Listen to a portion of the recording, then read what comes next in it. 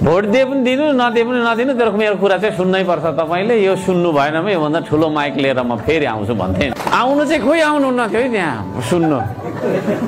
अनि कतिले चाहिँ बौलाएछ कि खुसी हो कि के हो केटाको है एक्लै कराउँछ त्यहाँ छैन घाममा कराइरहेछ फेरि मान्छे हिँडिरहेछ त्यहाँ है कोही यसो रोकेर सुन्दैन भन्ने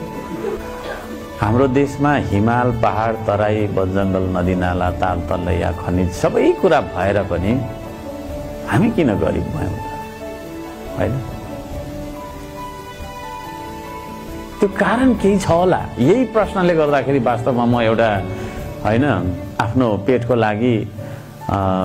अफगानिस्तान इराक गएको मान्छे त्यही एउटा प्रश्नले गर्दाखेरि म आज तपाईहरुको सामुन्ने उभिएर यत्रो धेरै माला र खदा फेटा है अघि अर्को हुँदा हुँदै फेरि अर्को फेटा लाउने एउटा स्थानसम्म आइपुगे खासमा व्हाट इज द क्वेशन के रे त्यो रिजन खोज्दै खोज्दै खोज्दै जाँदाखेरि धेरै कुराहरू देखियो भेटियो हाम्रो देशमा किन बस्न नसकिदो रहेछ भन्दाखेरि हाम्रो देशमा न्याय छैन है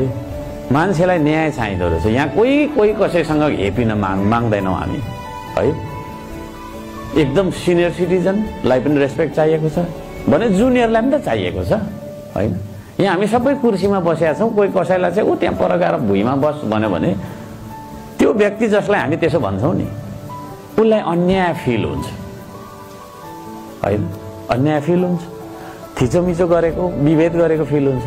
अनि उसले चाहिँ न्याय खोज्दो रहेछ होइन म चाहिँ उहाँसँग इक्वल र उहाँ चाहिँ उहाँसँग इक्वल किन नभएको त भन्ने कुराको एउटा फिल हुँदो रहेछ त्यो न्याय चाहिँ नपाइसकेपछि चाहिँ के हुँदछ नेपालमा चाहिँ हाम्रो न्याय नपाएर पनि तपाईहरु चाहिँ तपाईहरु जस्ता मान्छेहरु विदेश दिनु भएको भन्छु म चाहिँ त्यसले गर्दाखेरि म किन त्यो दलको कुराहरू गर्ने भनेर अघि भर्खर भन्दै हुन्छ त्यहाँ म आउँदै छु न्याय नपाउने एउटा मुद्दा आज लगायो हैन त्यो लगाउने मान्छेको निधन भइसक्यो छोरा पनि अब बाजेले लगाइराखेको मुद्दा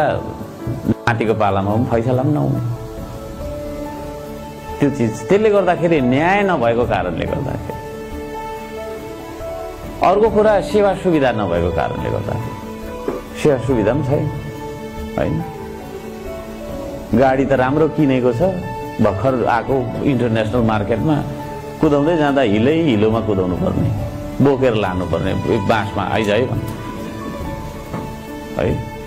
21औं शताब्दीको मान्छे हैन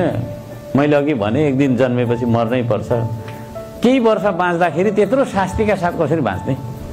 भन्ने एउटा अर्को प्रश्न अब जब छैन नेपालमा बस्ने त बस्ने अब जब छैन कसरी बस्ने भात चाहिँ भरे केले खाने हैन तर हामी लकी त लकी रहेछौं दिनभरि क्यारम बोर्ड खेलेर मिठो त मिठै खाइन्छ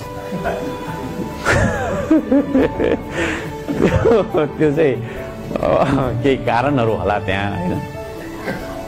त्यसले गर्दाखेरि न्याय नपाएर सेवा सुविधा नपाएर हैन रोजगारी उत्पादन नभएर चाहिँ हामी विदेशीको हुन्छौं है अपर्चुनिटीको खोजीमा पनि हामी चाहिँ विदेशीको हुन्छौं अब यी सारा कुराहरू यदि हो भने अनि अब म जस्तो मान्छेले हामी जस्ता मान्छेले चाहिँ के गर्दै बस्ने त अब छैन छँदै छैन भन्दै बस्ने त